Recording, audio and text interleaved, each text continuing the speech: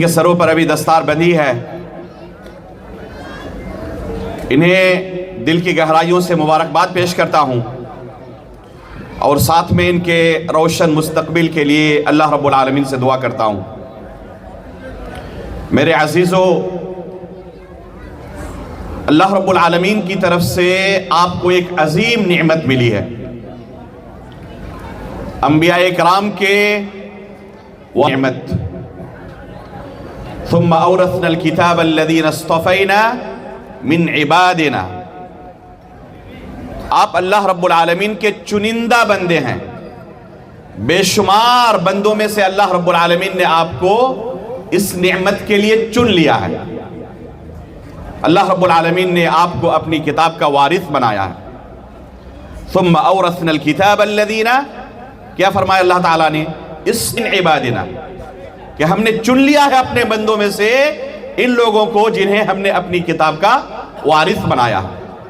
رسول اللہ صلی اللہ علیہ وسلم نے اسی چیز کو العلماء ورثۃ الانبیاء کے لفظ سے تعبیر کیا ہے کہ یہ علماء ہیں جو انبیاء کے وارث ہیں۔ کس چیز کے اندر؟ جب بھی ہم وارث کا لفظ سنتے ہیں، میراث کا لفظ سنتے ہیں، ہمارے ذہن میں پہلی تصویر ابھرتی ہے مال کی۔ یہ وراثت، مال کی وراثت۔ الحمدللہ نحمده ونستعینه ونستغفره ونعوذ باللہ من شرور انفسنا ومن سیئات اعمالنا، من يهده الله فلا مضل له ومن يضلل فلا هادي له، واشهد ان لا اله الا الله وحده لا شريك له، واشهد ان محمدا عبده ورسوله۔ يا أيها الذين آمنوا اتقوا الله حق تقاته ولا تموتن إلا وأنتم مسلمون۔ يا أيها الناس اتقوا ربكم الذي خلقكم من نفس واحدة وخلق منها زوجها وبث منهما رجالا كثيرا ونساء واتقوا الله الذي تساءلون به والأرحام إن الله كان عليكم رقيبا۔ يا أيها الذين آمنوا اتقوا الله وقولوا قولا سديدا يصلح لكم أعمالكم ويغفر لكم ذنوبكم ومن يطع الله ورسوله فقد فاز فوزا عظيما۔ أما بعد فإن أصدق الحديث كتاب الله، وأحسن الهدي هدي محمد صلى الله عليه وسلم، وشر الأمور محدثاتها، وكل محدثة بدعة، وكل بدعة ضلالة، وكل ضلالة في النار۔ قال الله عز وجل: فاعلم أنه لا إله إلا الله واستغفر لذنبك۔ انتہائی قابل قدر مشائخ کرام، بزرگان دین و ملت، عزیز طلباء، اللہ رب العالمین کا میں سب سے پہلے شکریہ ادا کرتا ہوں کہ اللہ رب العالمین نے دینی علم سے جڑنے کا مجھے موقع عنایت فرمایا۔ اس نعمت پر جو بھی اس نعمت سے سرفراز ہے، اللہ رب العالمین کی جتنی تعریف کرے کم ہے۔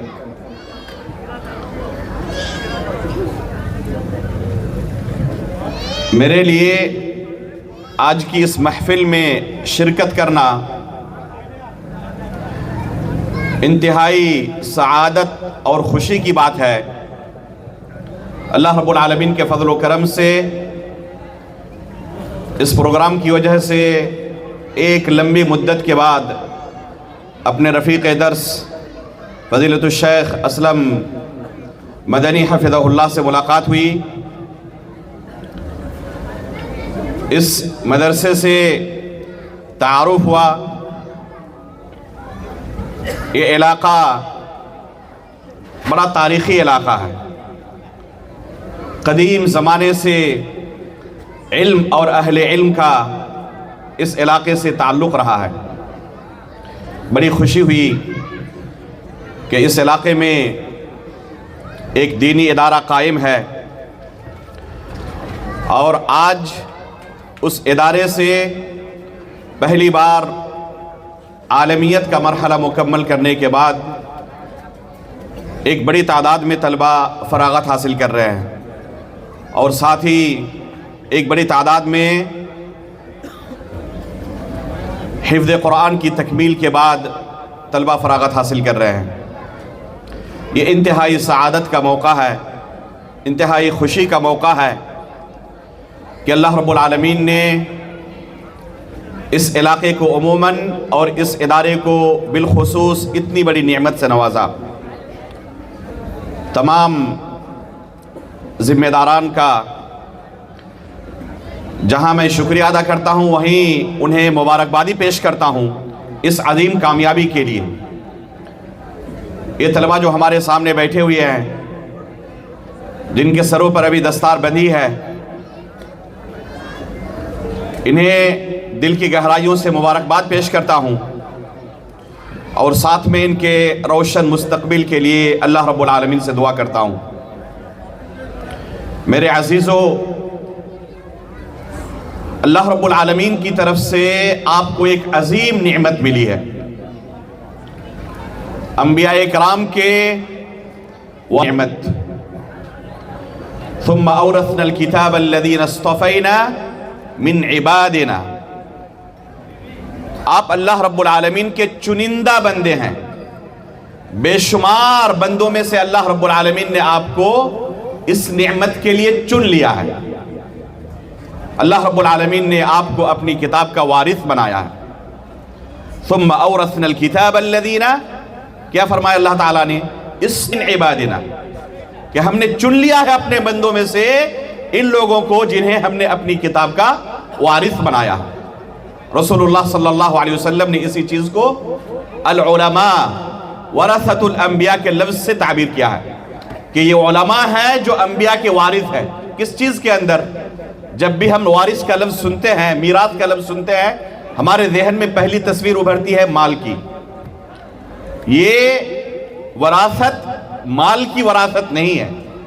انبیاء اپنے پیچھے جو مال چھوڑ کر جاتے ہیں، ان کے وارثین کو بھی یہ مال نہیں ملتا۔ انبیاء اکرام کی یہ میراث علم کی شکل میں ہے۔ انما ورثوا العلم، یہ انبیاء اپنے پیچھے علم چھوڑ کر جاتے ہیں، اور یہ وارثین انبیاء اسی علم کے وارث ہوتے ہیں۔ اللہ رب العالمین نے جو شریعت ہمارے لیے نازل کی، اس شریعت پر عمل کرنا بلا علم ممکن نہیں ہے۔ دنیا کا چھوٹا سے چھوٹا کام آپ اچھی طریقے سے کرنا چاہیں، بحسن و خوبی انجام دینا چاہیں، بغیر اس کے تعلق سے بنیادی علم حاصل کیے ہوئے اسے صحیح طریقے سے انجام نہیں دے سکتے۔ آپ ایک ہوٹل کھولنا چاہیں، آپ کو کھانے بنانے کا ہنر پہلے سیکھنا پڑے گا۔ آپ ڈرائیونگ کے ذریعے رزق کمانا چاہتے ہیں، آپ کو ڈرائیونگ سیکھنی پڑے گی۔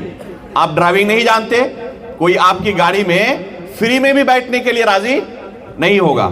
یہاں تک کہ آپ بال کاٹنا چاہتے ہیں کسی کی اور نہیں جانتے، فری میں بھی آپ خدمات دیں، تب بھی کوئی لینے کے لیے تیار نہیں ہوگا۔ تو جب دنیا کا چھوٹا سے چھوٹا کام بلا علم صحیح طریقے سے انجام دینا ممکن نہیں ہے، تو اللہ رب العالمین کی شریعت پر عمل کرنا بلا علم کیا ممکن ہو سکتا ہے؟ ناممکن ہے کہ کوئی صحیح طریقے سے اللہ رب العالمین کی شریعت پر عمل کرے اور اس کے پاس اس عمل کا طریقہ کیا ہونا چاہیے اس کا علم ہی نہ ہو۔ اس لیے اللہ رب العالمین نے کیا حکم دیا؟ پہلا، اللہ کے رسول پر جو وحی نازل ہوئی، اقرأ بسم ربک الذی خلق فاعلم انہ لا الہ الا اللہ واستغفر لذنبک۔ یہ جو سورہ محمد کی آیت ہم نے خطبہ مسرونہ کے بعد آپ کے سامنے پڑھی ہے، انتہائی جامع آیت ہے۔ بلکہ اگر کوئی شخص اس آیت کے مطابق اپنی زندگی گزار لے تو اس سے زیادہ سعادت کی زندگی کسی دوسرے کی نہیں ہو سکتی۔ اللہ رب العالمین نے اس آیت کے اندر کیا حکم دیا؟ 3 اہم بنیادی چیزوں کا حکم دیا ہے۔ پہلا حکم ہے فَعْلَمْ، دوسرا حکم انہ لا الہ الا اللہ، اور تیسرا وَاسْتَغْفِرْ لِذَنبِكَ۔ یہ انتہائی 3 چیزیں ہیں ضروری ہماری زندگی میں، جن کے بغیر ہماری زندگی میں کسی طرح کی کوئی سعادت آ ہی نہیں سکتی۔ پہلی چیز اللہ رب العالمین نے کیا ہمیں حکم دیا؟ علم حاصل کریں، کیونکہ بغیر علم حاصل کیے ہم ممکن ہی نہیں ہے کہ کسی کام کو صحیح طریقے سے انجام دے سکیں۔ علم حاصل کرنا ضروری ہے۔ اسی علم کے انبیاء کے وارثین وارث ہوتے ہیں۔ اللہ رب العالمین نے انبیاء اکرام کو اس دنیا میں کس لیے بھیجا تھا؟ لوگوں کی رشد و ہدایت کے لیے، اللہ کی شریعت پر کیسے عمل کیا جائے سکھانے کے لیے۔ رسول اللہ صلی اللہ علیہ وسلم کی بعثت کا مقصد اور آپ کی ڈیوٹی بیان کرتے ہوئے اللہ رب العالمین نے قرآن کریم کے اندر کیا فرمایا؟ وَيُعَلِّمُهُمُ الْكِتَابَ وَالْحِكْمَةِ۔ اللہ رب العالمین نے رسول اللہ صلی اللہ علیہ وسلم کو کس لیے بھیجا تھا؟ تاکہ لوگوں کو کتاب اللہ کی حکمت کی تعلیم دے۔ تو اللہ کے رسول معلم بنا کر بھیجے گئے تھے، اور صحابہ اکرام اللہ کے رسول سے اس شریعت کا علم سیکھ رہے تھے۔ تو یہی ہے درست طریقہ اس شریعت کو سیکھنے کا، کہ آپ علماء اکرام سے اس دین کو سیکھیں۔ جب تک رسول اللہ صلی اللہ علیہ وسلم اور آپ سے پہلے کے انبیاء اس دنیا میں آتے رہے، لوگ ان انبیاء اکرام سے دین سیکھتے رہے۔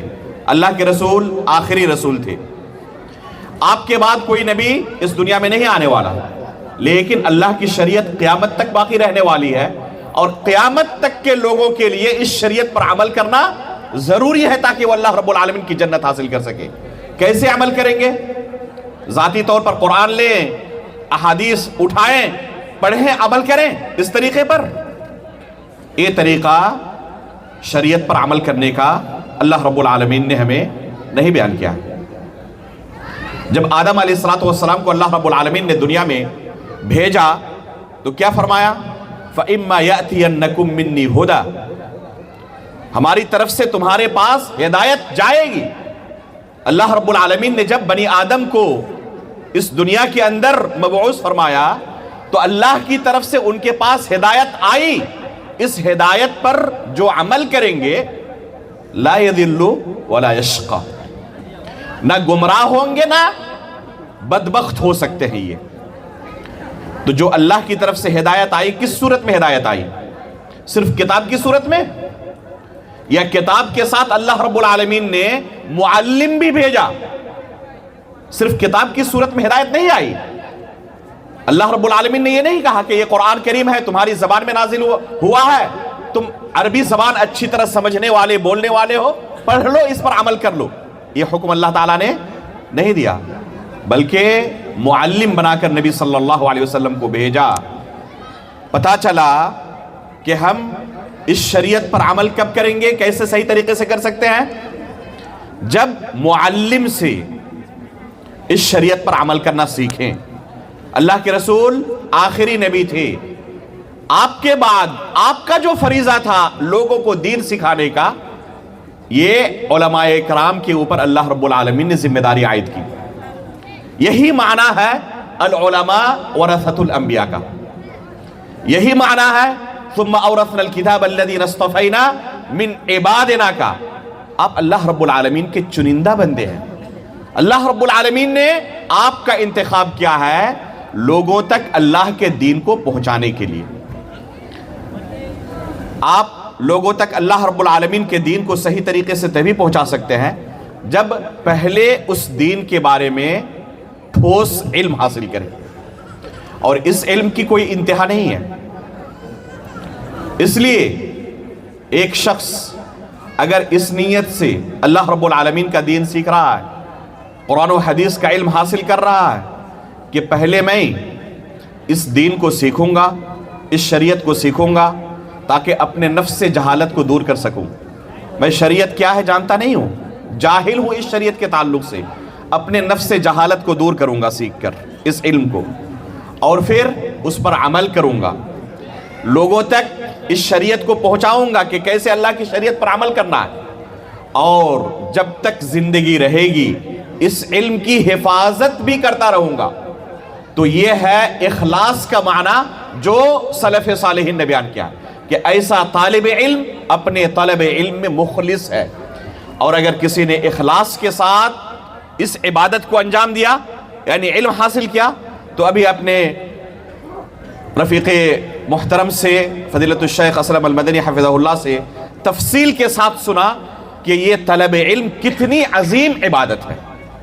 تو یہ عبادت ان کے لیے ہے جو اخلاص کے ساتھ یہ عبادت انجام دیتے ہیں، لیکن اگر اخلاص مفقود ہو، دنیا میں نام کمانے کے لیے یا دوسرے اغراض و مقاصد کے لیے اس علم کو کوئی حاصل کرے، تو اسی طرح وعید بھی بڑی سخت ہے۔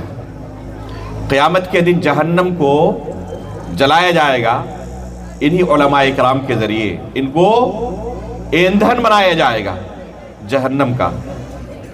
کون علماء اکرام؟ جنہوں نے علم حاصل کیا تھا کس لیے؟ اللہ رب العالمین کی رضامندی کے علاوہ ہر چیز کے لیے۔ اخلاص نہیں تھا جن کے یہاں اس طلب علم کے لیے، ان کے لیے یہ سزا ہے کہ اللہ رب العالمین انہیں جہنم رسید کریں گے۔ تو اخلاص کے ساتھ اگر ہم نے یہ علم حاصل کیا ہے تو انتہائی عظیم عبادت ہم نے انجام دی ہے، اور یہ ہمارا سلسلہ آگے جاری رہنا چاہیے۔ علم کی کوئی انتہا نہیں ہے۔ اکیڈمک طور پر بھی ابھی آپ نے صرف عالمیت کے مرحلے سے فراغت حاصل کی ہے۔ ہندوستان کے اندر جو آپ کے پاس مواقع میسر ہیں وہ اکثر و بیشتر مدارس میں فضیلت کے مرحلے کا ہے، اسے ضرور مکمل کریں۔ یہ تمام طلبہ جو آج مرحلے عالمیت سے فارغ ہوئے، ان تمام کو میں کہنا چاہوں گا کہ یہیں پر آپ کی اکیڈمک تعلیم رکنی نہیں چاہیے، بند نہیں ہونی چاہیے۔ جو بھی آپ کے سامنے مصائب ہو، مشکلات ہو، ان تمام کو سر کرنے کی کوشش کریں۔ عزم کر لیں آج ہی کہ آگے کا جو مرحلہ ہے اسے ہمیں مکمل کرنا ہے۔ اس کے لیے گھر سے دور رہنا پڑے اور دوسری مشکلات کا سامنا کرنا پڑے، ہم اس کے لیے تیار ہیں۔ اس کے بعد بھی اللہ رب العالمین نے اگر موقع دیا تو جو اعلیٰ تعلیم حاصل کرنے کے مواقع ہیں ان کے لیے ہم کوشش جاری رکھیں گے۔ علم جتنا آپ کے پاس ٹھوس ہوگا اسی قدر آپ اللہ رب العالمین کی بہتر سے بہتر عبادت کر سکتے ہیں اور لوگوں تک اللہ رب العالمین کا صحیح دین پہنچا سکتے ہیں۔ ابھی بڑی خوشی ہوئی جب سنا شیخ الجامعہ سے کہ اللہ کے فضل و کرم سے اس مدرسے کے اندر پڑھنے والے طلبہ سے فیس نہیں لی جاتی۔ اس علاقے کے لوگوں کی کرم فرمائی کی بہت بڑی دلیل ہے، واللہ اتنی خوشی ہوئی میں بیان نہیں کر سکتا۔ اس علاقے کے تمام لوگ مبارکبادی کے مستحق ہیں کہ علاقے کا مدرسے کا اس طرح تعاون کرتے ہیں، ساتھ دیتے ہیں کہ طلبہ سے فیس کی ضرورت نہیں پڑتی۔ میرے بھائیوں، اس تعاون کو جاری رکھیں۔ یہ مدارس دین کے قلعے ہیں، یہیں سے دین اسلام باقی ہے اور آپ تک صحیح دین پہنچ رہا ہے۔ اگر یہ مدارس ختم ہو گئے، ان علاقوں کا جا کے دورہ کریں، ان علاقوں کی زیارت کریں، جائیں جہاں پر مدرسے نہیں ہیں۔ وہاں کے لوگ اسلام کیا ہے جانتے نہیں ہیں۔ ہندوستان کے اندر بہت سارے علاقے ایسے ہیں جہاں ماہ رمضان میں عبداللہ، عبد الرحمن اور اس طرح کے نام رکھنے والے کھلم کھلا کھاتے پیتے ہیں۔ جب ان سے کہا جائے کہ ماہ رمضان میں تم کھا رہے ہو، تعجب کے ساتھ کہتے ہیں کہ رمضان کون سا مہینہ ہوتا ہے، ہم جانتے نہیں ہیں۔ اس قدر اسلام سے دور ہے، دین کی بنیادی باتوں کا انہیں علم نہیں ہے۔ تو مدرسے کا وجود اگر علاقے کے اندر ہے، یہ کتنی بڑی نعمت ہے آپ تصور نہیں کر سکتے۔ ان مدارس کی وجہ سے، ان طلبہ علم کی وجہ سے، ان اہل علم کی وجہ سے یہ دین اسلام زندہ ہے اور آپ تک یہ دین پہنچ رہا ہے۔ ایک طرف جہاں یہ خوشی کی بات ہے کہ مدرسے کے اندر فیس نہیں لی جاتی، وہیں پر میں ایسے سرپرستوں سے اپیل کروں گا، درخواست کروں گا کہ جنہیں اللہ رب العالمین نے استطاعت دی ہے، مال و دولت سے نوازا ہے، اپنے بچے کو بغیر فیس کے نہ پڑھائیں۔ آپ کے بچے دوسرے اداروں میں پڑھ رہے ہیں، عصری تعلیم حاصل کر رہے ہیں، انجینئر، ڈاکٹر اور بڑی بڑی ڈگریاں حاصل کر رہے ہیں، بڑے بڑے عہدے حاصل کر رہے ہیں، آپ اپنے بچوں کو بنا رہے ہیں، اس میں کوئی قباحت نہیں ہے، اچھی چیز ہے۔ لیکن جس طرح وہاں پر خرچ کرنے میں آپ کو پریشانی نہیں ہوتی، اسی طریقے سے اگر مدرسے میں اپنے بچے کو آپ داخل کر رہے ہیں تو ان پر بھی خرچ کرنے میں آپ کو پریشانی نہیں ہونی چاہیے، بلکہ اس سے زیادہ عبادت سمجھ کر یہاں پر آپ اپنے بچے پر خرچ کریں۔ مدرسے کے لوگوں کو کہیں، ذمہ داران کو کہیں کہ ٹھیک ہے آپ کا نظام نہیں ہے فیس لینے کا، لیکن اللہ رب العالمین نے مجھے نوازا ہے، اپنے بچے کی فیس تو دوں گا ہی، دوسرے جو محتاج بچے ہیں ان میں سے بعض بچوں کی کفالت میں لیتا ہوں، اس کی ذمہ داری لیتا ہوں، اس کے جتنے خرچ آئیں گے بتا دیں، میں اپنی طرف سے ادا کر دوں گا۔ یہ آپ کے لیے صدقہ جاریہ ہوگا۔ مدرسے کو اس قدر مضبوط بنائیں، یہاں کے اساتذہ جو ہیں ان کی تنخواہ کے اندر اس قدر آپ تعاون کریں، اس قدر ان کی تنخواہ ہو کہ آپ کے بچے جب انہیں آپ مدرسے کے اندر داخل کرنا چاہیں تو انہیں یہ نہ لگے کہ اس مدرسے سے فراغت کے بعد میری روزی روٹی کیسے چلے گی۔ آج اچھے گھرانے کے لوگ اپنے بچوں کو مدرسے کے اندر نہیں ڈالنا چاہتے، ایک موہوم خطرہ محسوس کرتے ہیں کہ فراغت کے بعد اپنی روزی روٹی کا انتظام کیسے کرے گا۔ وجہ کیا ہے؟ وجہ یہ ہے کہ ان مدارس کے اندر پڑھانے والے مدرسین کی تنخواہ ہم نے اتنی کم رکھی ہے کہ ہم خود سمجھتے ہیں کہ ہم اپنے بچوں کو اس لائن میں نہیں ڈال سکتے۔ آپ اتنی زیادہ ان کا تعاون کریں، اتنا زیادہ ان کا تعاون کریں کہ وہ جو ان کا جائز حق ہوتا ہے، عام معاشرے کے اندر خدمات انجام دینے والوں کو جو تنخواہ ملتی ہے، ان مدرسین کی تنخواہ ان سے کم تو نہیں ہونی چاہیے، ان سے زیادہ ہی ہونی چاہیے، تاکہ آپ اپنے بچے کو مدرسے میں ڈالیں تو آپ کے بچے کو یہ احساس نہ ہو کہ یہاں پر میری دنیاوی زندگی بالکل آگے اندھیرا ہے، اس طرح کا احساس ان کے دل میں نہ ہو۔ اور یہ تبھی ہو سکتا ہے جب سماج اور معاشرے کے اندر اس طرح کی بیداری آئے۔ جو محتاج ہیں ان کی بات الگ ہے، وہ لے مدرسے سے تعاون، ہم ایک دوسرے کا اسی طرح تعاون کر کے اپنے مدارس کو زندہ رکھ سکتے ہیں اور اس دینی تعلیم کو زندہ رکھ سکتے ہیں۔ لیکن جنہیں اللہ رب العالمین نے نوازا ہے وہ دل کھول کر تعاون کریں، اسی طریقے سے دین کے یہ قلعے محفوظ رہیں گے اور اس طریقے سے دین لوگوں تک پہنچتا رہے گا۔ یہ آپ کے لیے صدقہ جاریہ ہوگا۔ جن لوگوں نے بھی ان طلبہ پر خرچ کیا ہے، یہ طلبہ آگے اس دین کو لوگوں تک پہنچائیں گے، اور آپ تصور نہیں کر سکتے یہ طلبہ دنیا کے کس کس کونے میں جائیں گے اور کن کن لوگوں تک دین کا علم پہنچائیں گے، آپ اس کا اندازہ کر ہی نہیں سکتے۔ اللہ رب العالمین بہتر جانتا ہے انڈیا کے کس کس کونے میں جائیں گے یا دنیا کے کس کس کونے میں جائیں گے اور یہ دین تک پہنچائیں گے۔ آپ نے اگر ان پر خرچ کیا ہوا ہے تو اللہ رب العالمین جانتا ہے کہ آپ نے خرچ کیا تھا۔ اللہ رب العالمین کے علم سے کوئی چیز مخفی نہیں ہے۔ انشاءاللہ آپ کے لیے صدقہ جاریہ ہوگا۔ صدقہ جاریہ والی جو حدیث ہے، اگر اس میں سب سے پہلے کوئی چیز آنی چاہیے تو یہ تعاون اور یہ صدقہ جاریہ آنا چاہیے کہ آپ اللہ رب العالمین کی شریعت کو زندہ کرنے کے لیے تعاون کر رہے ہیں۔ یہ نیک بچے ہیں جو والدین کے لیے دعا کرنے والے ہیں، اور یہ صرف والدین کے لیے دعا نہیں کریں گے، یہ ان تمام لوگوں کے لیے دعا کریں گے جنہوں نے ان کی تعلیمی زندگی میں مدد کی ہے، جن میں پہلے نمبر پر اساتذہ آتے ہیں اور ساتھ میں وہ تمام اہل خیر بھی آتے ہیں جو ان مدارس کو زندہ رکھے ہوئے ہیں۔ تو میرے بھائیو، اللہ رب العالمین نے جو حکم دیا فعلم، تو اس کار خیر میں جو بھی آپ سے تعاون ممکن ہو سکے اپنا حصہ ڈالنے کی کوشش کریں، چاہے اپنے بچے کو مدرسے کے اندر داخلہ دے کر، چاہے مالی تعاون فراہم کر کے، اور چاہے کسی دوسرے طریقے سے جس کے بارے میں ہم سوچ بھی نہیں سکتے۔ دوسرا حکم اللہ رب العالمین نے اس آیت کے اندر کیا دیا؟ انہ لا الہ الا اللہ، اللہ رب العالمین کے علاوہ کوئی برحق معبود نہیں۔ یہ کلمہ دنیا کی تمام نعمتوں پر بھاری ہے۔ علل اطلاق دنیا میں اگر کوئی نعمت سب سے بڑی ہے تو وہ یہی کلمہ ہے۔ اگر یہ کلمہ آپ کی زندگی میں ہے تو دنیا کے سب سے بڑے آپ اللہ رب العالمین کے فضل و کرم کے حقدار ہیں، اور یہ کلمہ آپ کی زندگی میں نہیں ہے، پوری دنیا کی سلطنت آپ کے قدموں میں آ جائے پھر بھی آپ سے بڑا بدنصیب اور محروم کوئی دوسرا نہیں ہے۔ اس کلمے کے بے شمار تقاضے ہیں۔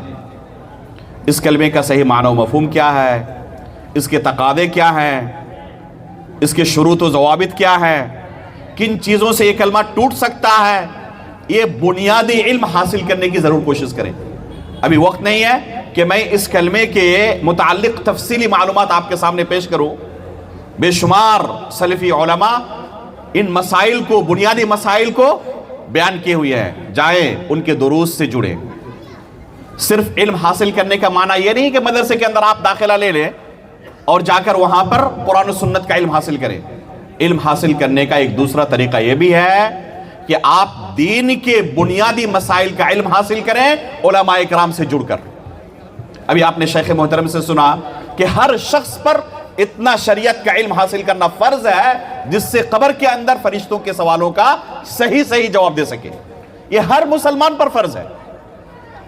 تو یہ علم آپ کے پاس کب آئے گا؟ جب آپ علماء اکرام سے جڑیں گے، اپنے مساجد کے اندر دروس کا اہتمام کریں گے، جمعہ کے خطبے میں سب سے پہلے آ کر حاضر رہیں گے کہ آج یہاں کچھ سیکھنے کا موقع ملے گا۔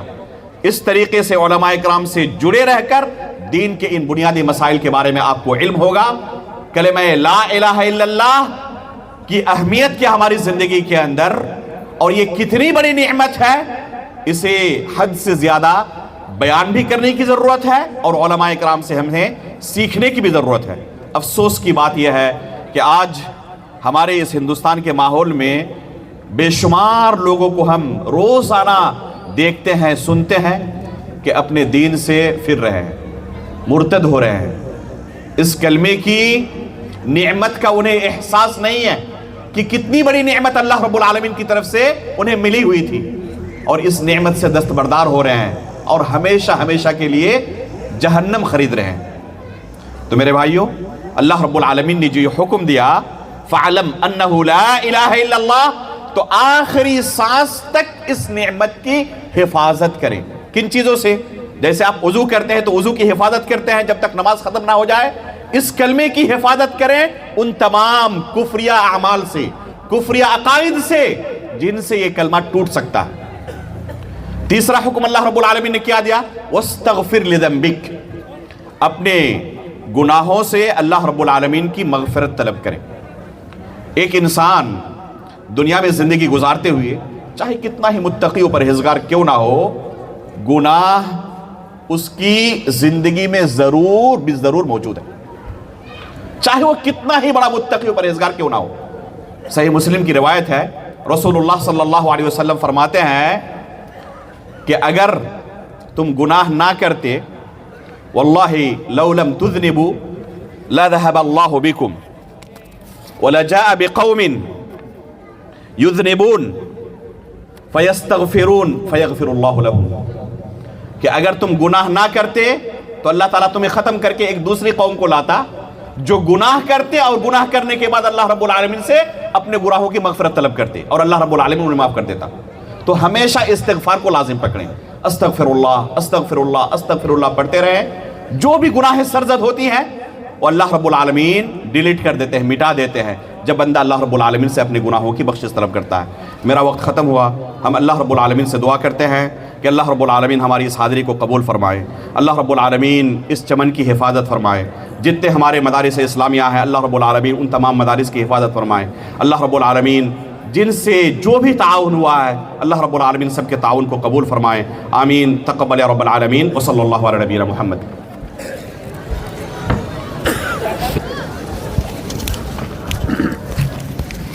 حاضرین، یہ تھے فضیلت الشیخ فاروق عبداللہ نعرہ پوری مدنی حفظ اللہ، جو آپ کے سامنے مواعظ حسنات سے آپ کو مستفیض فرما رہے تھے۔ میں فضیلت الشیخ کا بہت شکر ادا کرتا ہوں کہ آپ نے ہمیں قیمتی نصیحتیں کی۔ رب العالمین